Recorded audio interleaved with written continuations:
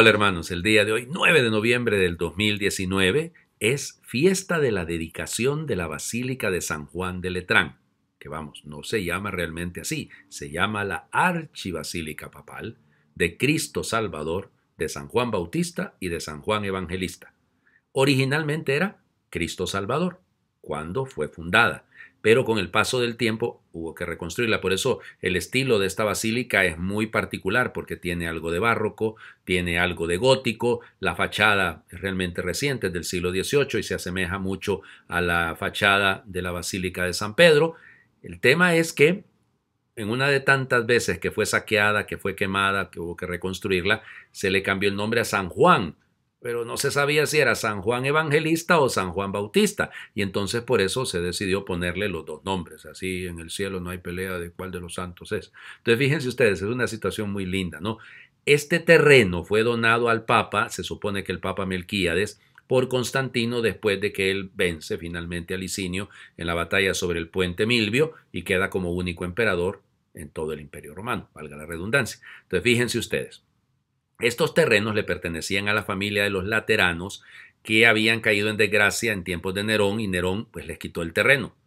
La familia de la esposa de Constantino, que se llamaba Fausta, es la segunda esposa, ella había comprado esos terrenos, eran propiedad de ella y pasa a ser propiedad de Constantino precisamente por el matrimonio, y allá había una casa que se llamaba la Domus Fauste, la casa de Fausta, y todo eso lo entrega Constantino al Papa en un reconocimiento para que ahí se construyera la primera basílica que pasara a ser la catedral del Papa. Como les digo, el problema son los estilos, ¿no? Porque como ha habido tanta reconstrucción en este templo que pues, ha cambiado su estilo. Borromini le dio un sentido un poco más de barroco en la parte, no de la fachada, sino en el interior, y tiene características, ya les digo, de otras. En la historia del arte, pues combina varios elementos. Adentro hay 12 estatuas monumentales de los 12 apóstoles preciosas, y hay que recordar que ahí están enterrados varios papas. El último, según entiendo yo, fue León XIII, que fue el último papa del siglo XIX y el primero del siglo XX, para que vean. Bueno, vamos a las lecturas. Hay dos propuestas. Una como para primera lectura, del capítulo 47 del libro del profeta Ezequiel, y otra del capítulo 3 de la primera carta del apóstol San Pablo a los Corintios. Me voy a quedar con esta, que creo que el año pasado hablé de la de Ezequiel. Hermanos, ustedes son la casa que Dios edifica. Yo, por mi parte, correspondiendo al don que Dios me ha concedido como un buen arquitecto, he puesto los cimientos, pero es otro quien construye sobre ellos. Que cada uno se fije cómo va construyendo. Desde luego, el único cimiento válido es Jesucristo, y nadie puede poner otro distinto. ¿No saben acaso ustedes que son el templo de Dios y que el Espíritu de Dios habita en ustedes?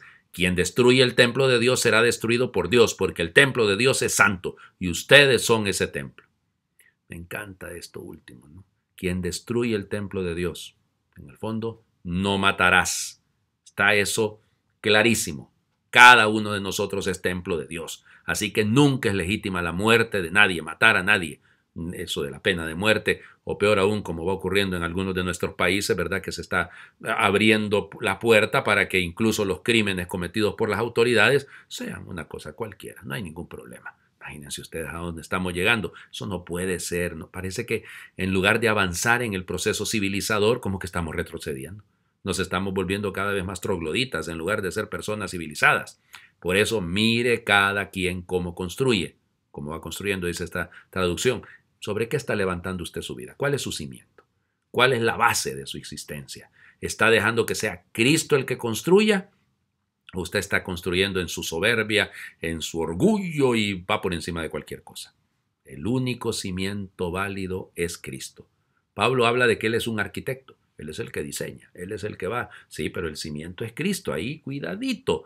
Cuando no podemos sustituir a Cristo, nada, absolutamente nada. Él es el sentido, el centro, el valor, todo en la iglesia. Sin Él, no es la iglesia, pues. Pero fíjense, ustedes dirán, padre, pero está hablando usted locuras. ¿Puede ser posible que haya una iglesia sin Cristo? Pues no es posible, pero hay quien lo intenta.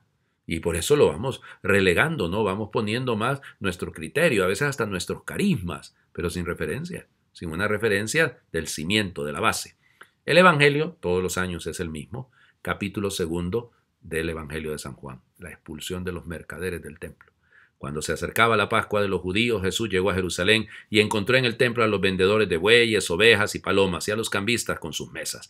Entonces hizo un látigo de cordeles y los echó del templo con todo y sus ovejas y bueyes. A los cambistas les volcó las mesas y les tiró al suelo las monedas. Y a los que vendían palomas les dijo: quiten todo de aquí y no conviertan en un mercado la casa de mi Padre. En ese momento sus discípulos se acordaron de lo que estaba escrito: el celo de tu casa me devora. Después intervinieron los judíos para preguntarle: ¿qué señal nos das de que tienes autoridad para actuar así? Jesús les respondió: destruyan este templo y en 3 días lo reconstruiré. Replicaron los judíos: 46 años se ha llevado la construcción del templo y tú lo vas a levantar en 3 días. Pero él hablaba del templo de su cuerpo. Por eso, cuando resucitó Jesús de entre los muertos, se acordaron sus discípulos de que había dicho aquello y creyeron en la Escritura y en las palabras que Jesús había dicho. Vamos por partes, ¿no? La interpretación teológica en la teología juánica. Si se fijan, este es el capítulo 2 de Juan. Normalmente la expulsión de los mercaderes del templo ocurre al final en los sinópticos, en Mateo, Marcos y Lucas. Pero aquí ocurre al inicio. Y fíjense, los judíos le preguntan: ¿qué señal das? O sea, que entendieron que no fue que el Señor montó en cólera, era una señal profética. Y la señal profética giraba en torno a Él. Él es el templo. Le dirá a la samaritana, 2 capítulos más adelante, le dirá eso, ¿no? Mira, llega el día, es más, ya está aquí porque Él está aquí, en que se adorará no en Jerusalén, no en Jericín, sino en espíritu y en verdad.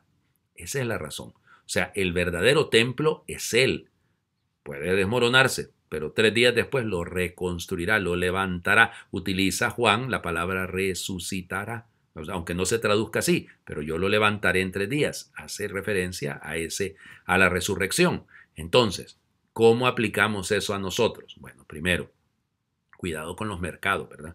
Padre, no hay que ir al mercado. No sé, claro que hay que ir, más barato que ir a un supermercado. Pero en fin, fíjense ustedes, no volvamos nuestro cuerpo, nuestra vida, un espacio para la compraventa, para la negociación, la devaluación y de lo que es verdaderamente el ser humano. Y no pretendamos convertir el cuerpo ajeno tampoco en un objeto de placer, en un objeto de, qué sé yo, de lujuria. No. Es que el templo del Espíritu Santo, que es nuestro cuerpo, es sagrado. Y claro, los templos, la Basílica de San Juan de Letrán, nuestras parroquias, nuestras capillas, son importantes, claro que sí, porque nos remiten a una realidad superior. Son lugares, sí, usted puede orar en cualquier parte, pero como hermanos y como familia, qué bueno cuando nos sentamos alrededor de la mesa de la casa. Yo puedo comer en otra parte, pero nunca es lo mismo que comer en la mesa de la casa de mi padre y de mi madre. Pues no es lo mismo. Nosotros como hermanos nos reunimos en esta casa, que es el templo, que es sagrado.